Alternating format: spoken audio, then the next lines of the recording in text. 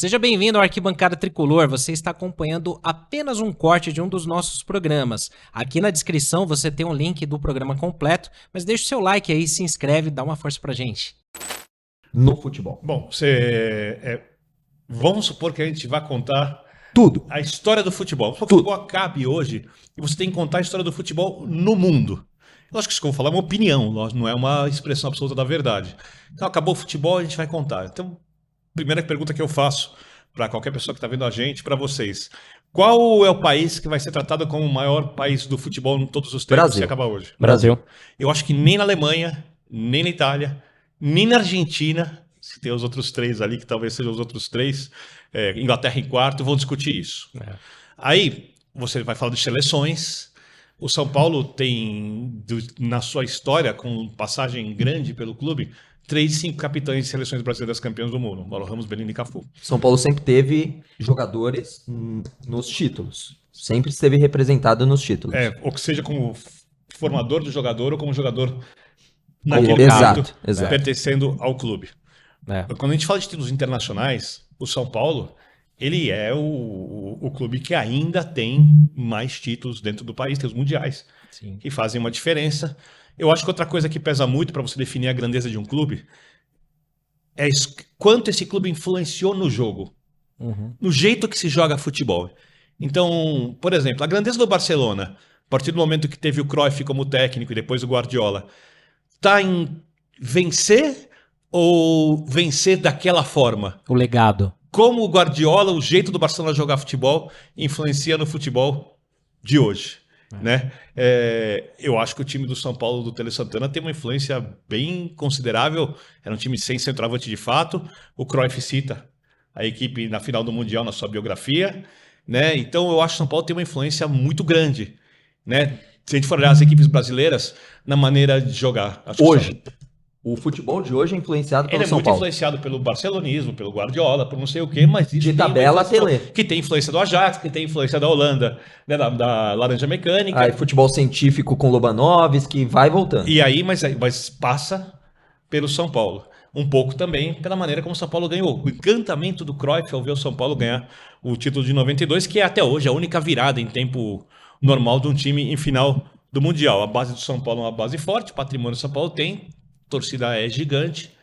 O São Paulo pode ser considerado entre... Se acabar o futebol hoje no mundo, você vai ter que olhar para o São Paulo. Você olha, por exemplo, você fala, qual é o maior time do mundo? O Real Madrid. Sob algumas perspectivas, a gente fala de títulos, força, camisa. Perfeito. Me fala sobre a base do Real Madrid. Me fala sobre como o Real Madrid influenciou no jogo. Porque clubes como o São Paulo, o Santos, você tá o do River Plate, são os caras que criaram as obras de arte. São os pintores. O Real Madrid, que é muito grande, que é um gigante, eu não estou questionando se isso é bom ou ruim, é o cara que comprou as obras. Isso. Sim. Que foi buscar os jogadores. E ali tem as conquistas. Você prefere o artista? Eu gosto mais, mas quem gosta mais do milionário, do Real Madrid não tem problema nenhum. Não tá errado. É que você não. Então, como eu não sou um cara eurocentrista, eu olho para alguns times da América do Sul, se eu for contar a história do futebol, eu vou tratá-los como os times que estão entre os maiores times da história do futebol de todos os tempos, principalmente times brasileiros, porque o Brasil é o maior país e o Santos do Pelé deve ter sido o maior time da história do futebol em todos os tempos naquela época, né? E o Santos tem outros times grandes também. Então, eu acho que é uma discussão muito boa. Quando você sai do mundo da retórica, do título, da quantidade de UEFA Champions League, eu não tenho nem certeza se o Real Madrid é o maior clube da Europa. Conquista, sim. Polêmica, hein? Não tem discussão. Sim. Mas a influência do Ajax, por exemplo, no jogo é maior que a influência do Real Madrid. Isso é importante para você que avalia? Quando você for fazer um livro, você vai contar detalhes.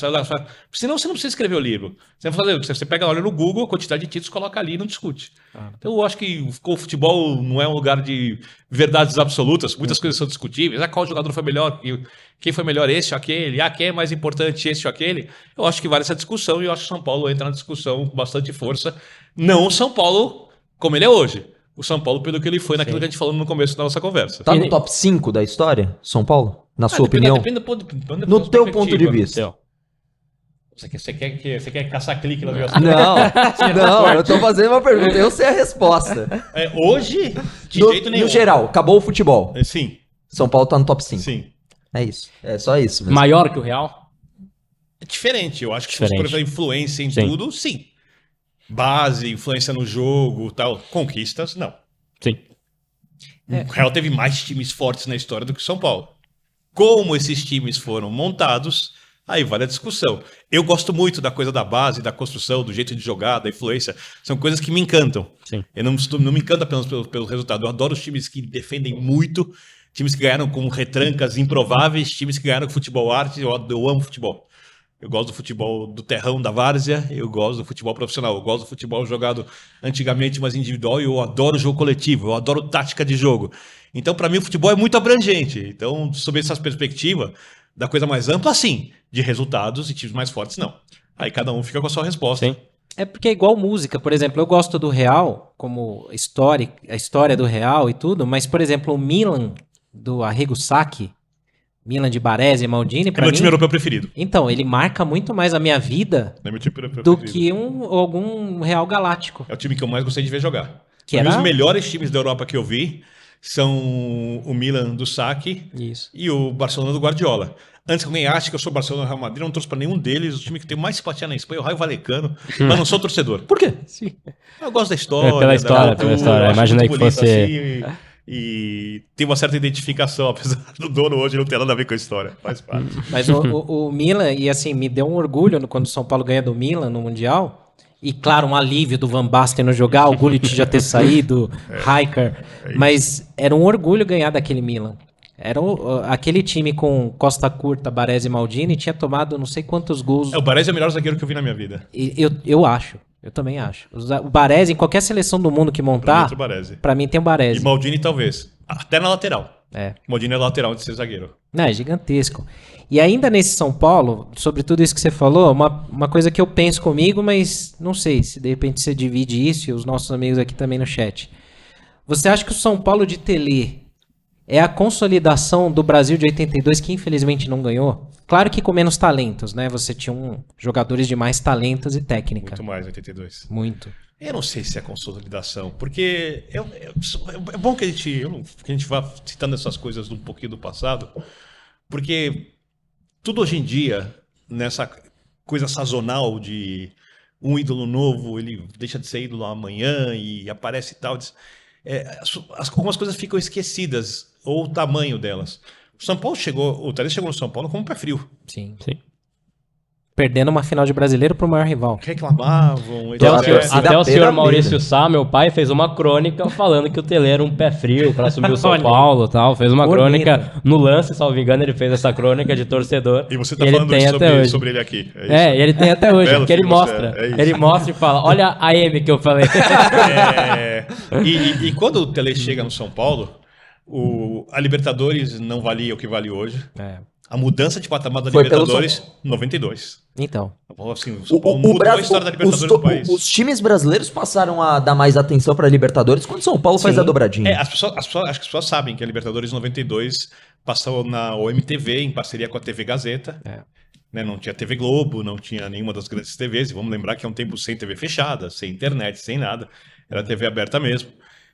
O próprio Tele no começo nem estava tão preocupado assim com a Libertadores. Falava do bastidor, que era um torneio violento. Mete um reserva contra o Criciúma na estreia. Isso, toma uma pancada do Criciúma.